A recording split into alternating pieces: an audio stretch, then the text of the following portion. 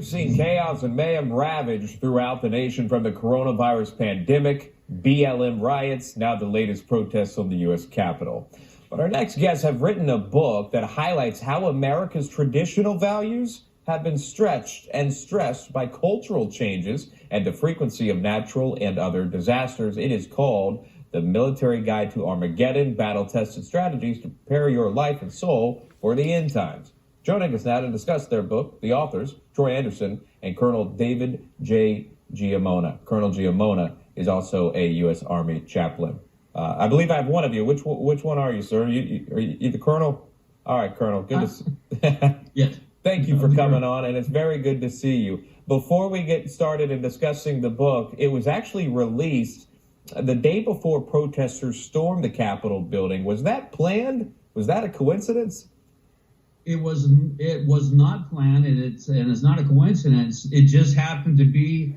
We wanted to get the book released a lot earlier, but our publisher, Chosen Books, said, "Hey, we have to release it on the 5th of January." And every interview, everything I've ever talked to in the last few weeks, everybody has said the same thing. Was this planned? It was not. But it is what it is.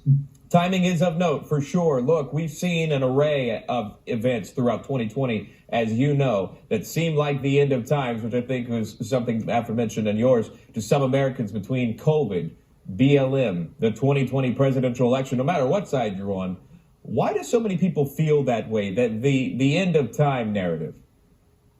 Well, it goes back for 2,000 years. And a lot of people ask me, why now? Why are you talking about the end? We've been talking about the end times in the Bible perspective for 2,000 years. But since 1948, May 14, Israel became a nation. All those prophecies have kicked in from Isaiah and other books of the Old Testament. And now we're seeing all the signs come together right now in America and around the world. It's global. So there are a lot of signs going on. We can talk about those if you would like to. Troy Anderson, one of the authors, co-authors of the book, now joining us live. Troy, good to see you. If you don't mind weighing in on the book, we were talking about it, what the riots that we've seen, the pandemic that we've seen, the hotly contested elections that we've seen. How does your book correlate with all of that?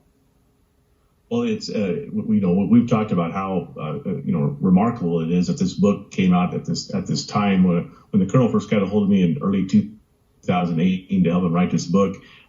He told me that the Lord had actually told him that by the time the book came out, the world would be a completely different place. And little do we know about the COVID-19 pandemic and all these things we've seen unfold. So it's just stunning timing of the release of this book and everything that's happening now.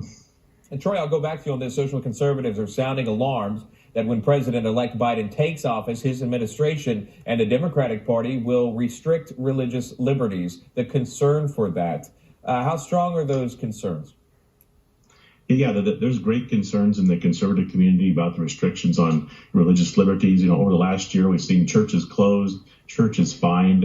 So that there's great concern, America, about the loss of freedoms we're experiencing and just exactly how the Biden administration is going to handle this. Colonel, I'll go back to you on that. And if you want to elaborate of what, in 12 days from now, Biden takes office on the 20th, what are other worries for other Americans out there when the Biden administration, the Biden-Harris administration comes in? Well, I served under the Obama administration for 8 years in the military, so I understand there's a great deal of concern, especially for social conservatives. The number one is religious freedom being restricted. You're going to hear a lot about hate speech. Christians have a lot of hate speech because we uphold biblical values. That's one of many, many concerns that are going to go on. And I think at this point, and the reason we wrote the book, we have to get a backbone. We have to stand for religious freedom and everything else we believe in, because our faith is going to be tested in the next 4 years. We'll leave it right there. Guys, good to see both of you. I appreciate you coming on the broadcast. Have a good weekend. That is Troy Anderson and Colonel David J. Giammona. Thank you for your time. God bless.